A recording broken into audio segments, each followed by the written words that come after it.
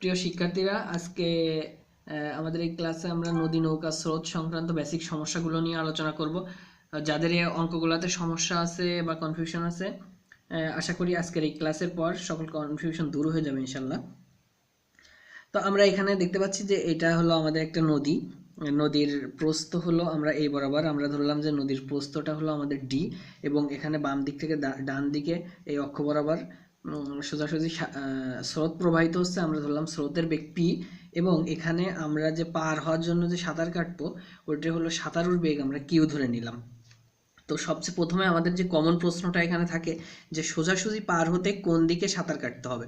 সোজাসুজি যদি আমরা পার হতে চাই তাহলে আমাদের স্রোতের বিপরীতে একটা উপাংশ নিয়ে আমাদের সাঁতার কাটা শুরু করতে হবে, কারণ আমরা যদি এই সোজাসুজি পার হতে চাই এই বরাবরই যদি সাঁতার কাটি তাহলে আমরা স্রোতের সাথে আমাদের সাঁতারের যে লব্ধি বেগ তার কারণে আমরা সোজাসুজি পৌঁছাতে পারবো না, এই দিকে কোথাও পৌঁছাবো। তার জন্য স্রোতের বিপরীতে একটা উপাংশ নিয়ে আমাদের যদি সাঁতার কাটা আমরা শুরু করি তাহলে আমরা সোজাসুজি এই দূরত্ব ডি বরাবর পৌঁছাতে পারবো।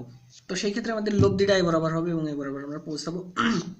তো আমরা ধরে নিলাম যে স্রোতের সাথে আলফা কোণ নিয়ে আমরা কিউ বরাবর সাঁতার কাটা শুরু করলাম।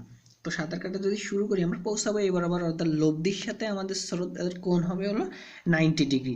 তো এখান থেকে আমরা আলফাটা বের করতে পারবো, কারণ আমরা সামান্তরিকের দিকের সূত্রটা জানি, tan theta equals to q sine alpha by p plus q cos alpha. তো এখান থেকে আমরা যদি দেখি যে থিটা ইকুয়ালস টু 90 ডিগ্রি, তাহলে tan 90 degree equals to q sine alpha by আমাদের কি পাই আমরা p plus q cos alpha. তো এখান থেকে 90 ডিগ্রির মান যদি আমরা বসাই, এখান থেকে আমরা সলভ করি, তো আমি একটু সংক্ষেপে লিখতেছি, আলফা ইকুয়ালস টু আমরা পাবো cos inverse minus p by q. এই যে এখানে পি কিউ বসাই দিয়ে আমরা ক্যালকুলেটর থেকে আলফা কত ডিগ্রি এটা আমরা নির্ণয় করে ফেলবো, হয়ে গেল। আচ্ছা, খুব সহজ। তারপর আচ্ছা, এখানে একটা শর্টকাট বলে রাখি, সেটা হলো যদি কখনো এরকম হয় স্রোতের বেগ সাঁতারুর বেগের অর্ধেক, তাহলে আলফা আমাদের হবে 120 ডিগ্রি, এটা আমরা একটু মুখস্থ রাখবো। 2 নম্বরে সর্বনিম্ন সময়ে পার হতে কোন দিকে সাঁতার কাটতে হবে। সর্বনিম্ন সময়ে মানে আমার সোজাসুজি পার হওয়ার দরকার নেই, কিন্তু আমার তাড়াতাড়ি পার হওয়া দরকার। তো তাড়াতাড়ি যদি আমরা পার হতে চাই তাহলে আমাদের এই স্রোতের বিরুদ্ধে কোনো উপাংশ নেওয়া যাবে না, সবটুকু দিয়েই আমাদের পার হওয়ার চেষ্টা করতে হবে, সব বেগ দিয়ে, তাহলে আমরা তাড়াতাড়ি পার হব। সেটারই আমরা বলতেছি সর্বনিম্ন সময়ে পার হওয়া। তাহলে তখন আমি কি করব, আমি সোজাসুজি এই দূরত্ব বরাবর সাঁতার কাটা শুরু করব। অর্থাৎ সেই ক্ষেত্রে আমার যে আলফা, অর্থাৎ স্রোতের সাথে আমি যে বরাবর সাঁতার কাটতেছি সেই কোণটা হচ্ছে কিন্তু 90 ডিগ্রি, অর্থাৎ আলফা হচ্ছে 90 ডিগ্রি, অর্থাৎ আমাদের 90 ডিগ্রি বরাবর সাঁতার কাটতে হবে। তাহলে সেই বরাবর তখন আমরা নদীর ওপারে পৌঁছাবো কোন বরাবর, নদীর ওপারে পৌঁছাবো আমরা এই মাঝামাঝি কোনো এক বরাবর। তো সেইটারে আমরা যদি থিটা ধরি স্রোতের সাথে, তো সেই ক্ষেত্রে আমরা থিটাটা বের করতে পারবো যে কোন দিকে পৌঁছাবো। tan theta equals to q sine 90 degree by p plus q cos 90 degree. এখানে এটা আমরা জিরো আসবে, যাই হোক আমরা থিটার মান এখান থেকে বের করে ফেলতে পারবো। সেটা হলো কোন দিকে আমরা পৌঁছাবো, আর কোন দিকে সাঁতার কাটতে হবে সেটা আমরা প্রথমেই পেয়ে গেছি, আলফা ইকুয়ালস টু 90 ডিগ্রি, এটা বের করার আর কিছু নাই।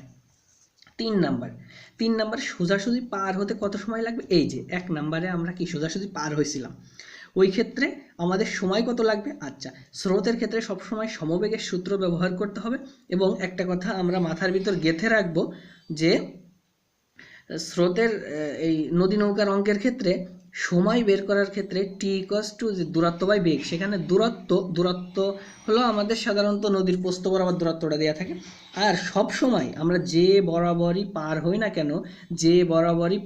না কেন সব সময় ওই বেগটা আমি দূরত্ব বরাবর উপাংশটা নিয়ে আসবো। এই যে সেইটা দূরত্ব বরাবর সাঁতারুর বেগের উপাংশ। তো আমরা এখানে দেখো যে আমরা এখানে এই বরাবর সাঁতার কাটছি, এই বরাবর যদি সাঁতার কাটি তা এর উপাংশটা এই বরাবর কত সেটা আমাদের খুবই দরকার। তাহলে এই কোণটা আমরা আলফা ধরছি, দেখো একটা সহজ নিয়ম, এই কোণটা আমরা আলফা ধরছি, তাহলে এই পুরোটা 180 ডিগ্রি, তাহলে এই কোণটা নিশ্চিত 180 মাইনাস আলফা, নিশ্চিতই 180 মাইনাস আলফা। তাই যদি হয় তাহলে আমরা উপাংশের সূত্র জানি, এই বরাবর, তাহলে আমাদের এই 180 ডিগ্রি মাইনাস আলফা যদি এই কোণ হয় এবং এই ভেক্টরটা যদি আমাদের কিউ হয়, তাহলে এই বরাবর তার উপাংশটা কত হবে, হলো q sine 180 degree minus alpha, তাই না। আর এখন যদি এটা আমরা কোয়ার্টারে ভাঙাই তাহলে আমরা লিখতে পারি কিউ সাইন আলফা, কারণ 180 ডিগ্রি মাইনাস আলফা মানে কিউ সাইন আলফা। তো সেই ক্ষেত্রে তাহলে আমরা বেগটা পেয়ে গেলাম, অর্থাৎ এই ক্ষেত্রে আমাদের সোজাসুজি পার হতে যে সময় লাগবে টি ইকুয়ালস টু দূরত্বটা আমাদের এই বরাবর কত, ডি, ডি দিলাম। আর ডি বরাবর এই যে বরাবর সাঁতার কাটলাম, ডি বরাবর উপাংশটা আমরা কত বললাম, কিউ সাইন আলফা, এই যে কিউ সাইন আলফা বসাই দিলাম। তাহলে এখন আমরা সবগুলো বসাই দিলে আমরা মান পেয়ে যাব। আর আলফা তো আগেই বের করে নিয়েছি এখান থেকে, হয়ে গেল। আচ্ছা, এইবার সর্বনিম্ন সময় পার হলে কত সময় লাগবে, এটা খুবই সহজ। দেখো আমরা সর্বনিম্ন সময় পার হওয়ার জন্য এই বরাবরই সাঁতার দিয়েছিলাম, আমাদের তো কোনো অ্যাঙ্গেল ট্যাঙ্গেল কিছুই নাই, তো এই বরাবর খুবই সহজ। তাহলে যে বরাবর দূরত্ব ওই বরাবরই আমরা সাঁতার কাটছি, ওই বরাবরই বেগ, এই যে q equals to d by q, এখানে আর কোনো কিছু দেওয়া লাগতেছে না। আচ্ছা, এইবার বলতেছে যে কোনো কোণে সাঁতার দিলে কত সময় লাগবে। আচ্ছা, বললাম যে এই সর্বনিম্ন সময় বা সোজাসুজি পার কিছু না, যে কোনো কোণে সাঁতার দিল, আমি বললাম যে এই বরাবর সাঁতার দিল, এটা হলো 30 ডিগ্রি কোণ, এটা হলো 30 ডিগ্রি কোণ, 30 ডিগ্রি কোণে একজন সাঁতার দিছে, তাহলে তার কত সময় লাগবে। তাহলে দেখো আমরা তো জানি দূরত্ব এটা ডি, তাহলে 30 ডিগ্রি এই বরাবর উপাংশটা কত, এই বরাবর উপাংশ হবে, যদি কিউ বেগে সাঁতার দেয় তাহলে কিউ সাইন 30 ডিগ্রি, এটা তো তার বেগ, তাই না? তাহলে এই ক্ষেত্রে টি ইকুয়ালস টু যে আমাদের ওই দূরত্ব ডি আছে, এবং কি হলো এখানে, যে এখানে আমাদের যে দূরত্ব বরাবর যে উপাংশটা বললাম সেটা হলো কিউ সাইন 30 ডিগ্রি, থিটা থাকে কিউ সাইন থিটা, যদি আলফা থাকে কিউ সাইন আলফা, যাই থাকুক না কেন, তাহলে আমরা এখানে লিখে দিতে পারি কিউ সাইন 30 ডিগ্রি, আমি 30 ডিগ্রি ধরে নিচ্ছি আর কি, যে কোনো কিছু থাকতে পারে।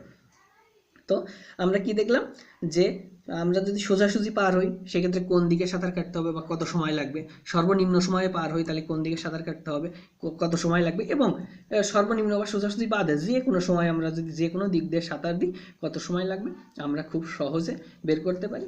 এই ক্ষেত্রে আমাদের এই কনসেপ্টগুলো মাথার ভিতর গেঁথে নিতে হবে, মুখস্থ করার এখানে কিছু নাই। আশা করি সবাই বুঝতে পারছো। যদি কারোর কোনো সমস্যা থাকে তাহলে ভিডিওটা আবার দেখো, ইনশাল্লাহ সলভ হয়ে যাবে।